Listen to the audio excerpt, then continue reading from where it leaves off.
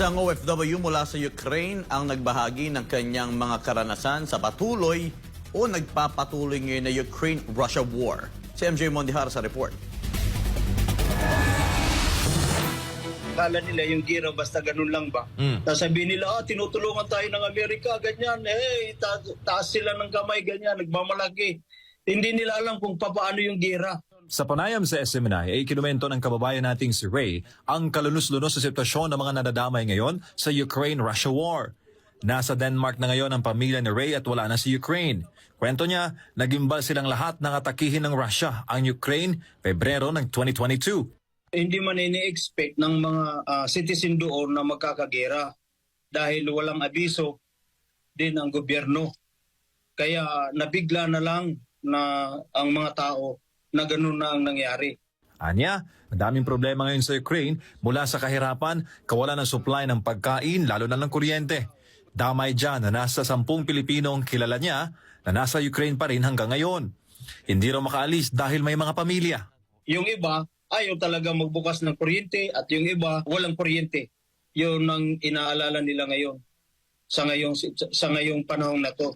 Sa winter, anong mangyayari? Amerika ang #1 military ally ng Ukraine at dahilan kung bakit malakas ang loob nito makipagyera sa Russia. Pero sa kwento ng mga kakilala ni Ray na naiipit ngayon sa digmaan, palyado raw ang mga armas na binigay ng Amerika. Tingnan mo ang Ukraine ngayon. Paano nila madipindihan dahil nga ang problema ngayon din sa Ukraine ganito, binigyan sila ng mga ammunition. Pero yung mga ammunition na yung mga second hand, ngayon nasa field. Ang ginagawa nila, kinukuha nila kung ano yung magagamit. Kung gulong, kunin nila. Tapos yung battery, kunin nila, i-assemble nila ngayon. Samantala, wala namang nakikitang matinong dahilan si dating Philippine Ambassador to Greece and Cyprus na si Rigoberto Tiglao sa pagbisita kamakailan ni Ukrainian President Volodymyr Zelensky sa Pilipinas. Sa Tiglao, parehong puppet ng US ang Pilipinas at Ukraine kaya nagtungo dito sa Pinas si Zelensky. Di ni Tiglao, pakana ng Amerika na pagtagpuin ng dalawang lider na anya'y binubuli bilang optics o propaganda. Ang Ukraine bilang binubuli ng Russia habang ang Pilipinas naman ng China. Kaya kung mangyayari yan dun sa Pilipinas, akala ng ibang tao yung gira basta ganun lang. Hindi nila alam kung ilan ng taong nang namatay.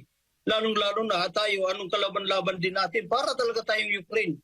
Magiging pangalawang Ukraine tayo sa Asia kung yun ang mangyayari. Sa huli, nanawagan naman si Ray sa pamahalaan na huwag magpadala sa mga pag-uudyok ng Amerika na magkapagyera ang Pilipinas kontra China at magsilbi sana ng aral ang sinapit ngayon ng Ukraine na hanggang sa ngayon ay biktima pa rin ng hindi mahinto-hintong putukan. Kaya hindi nga dapat na ipaliwanag, tingnan na lang nilang sitwasyon doon sa Ukraine. Kung ilan na ang tao ang namatay, ilang na ang mga magulang na hiwalay sa kanilang mga anak, nahiwalay sa kanilang mga asawa, ilan na ang mga namatay din ng mga bata, mga matatanda, walang pag-asa, yung wala ng mga bahay. Para sa Diyos sa Pilipinas kong mahal, MJ Mondihar, SMNI News.